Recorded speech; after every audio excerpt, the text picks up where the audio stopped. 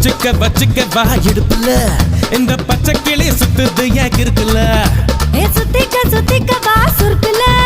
என்ன தூக்கி போட்டு பிடிச்சுக்கடா தடுக்கல நான் 18 பட்டிக்கு ராசா என் நகப்பட்டு மலராதோ ரோசா நான் 18 பட்டிக்கு ராணி என்ன எங்காச்சும் கூட்டிட்டு போனி பசிக்காம